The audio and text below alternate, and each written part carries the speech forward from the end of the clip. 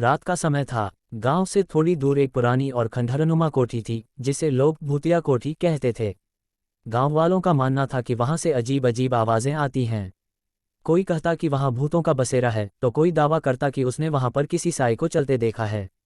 राहुल और उसके दोस्त अजय और नेहा इन बातों पर यकीन नहीं करते थे। उन्होंने सोचा, क्यों न कोठी के रहस्य का पता लगाया जाए। रात 12 बजे का समय था।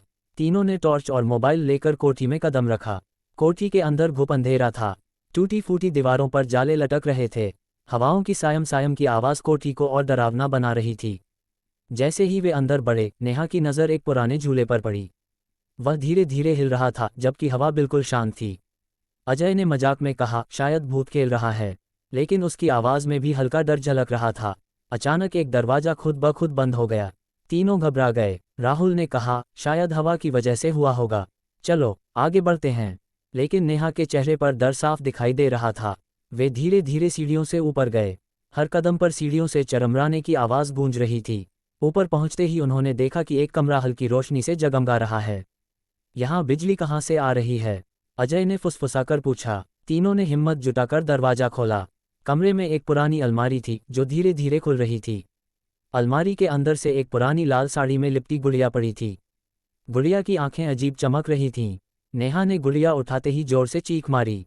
ये देखो, उसने गुड़िया के नीचे एक चिट्ठी निकाली, जिस पर खून जैसे लाल रंग से लिखा था, तुमने यहाँ कदम रखा तो अब वापस नहीं जा सकते।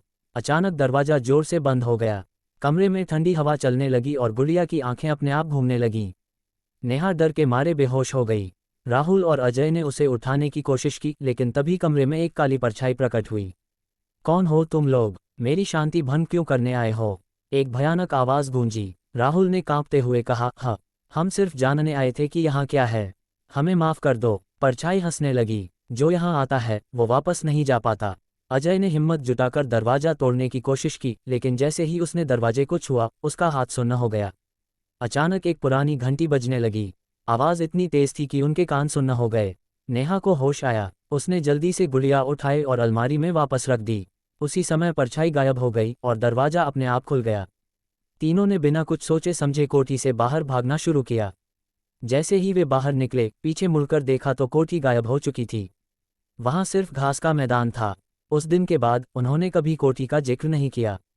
लेकिन कभी कभी रात में राहुल को अपनी खिड़की के बाहर एक लाल साड़ी पहने गुड़िया दिख जाती थी। क्या यह उनका भ्रम था या कोठी का साया अभी भी उनका पीछा कर रहा था? ये सवाल अनुत्तरित रह गया।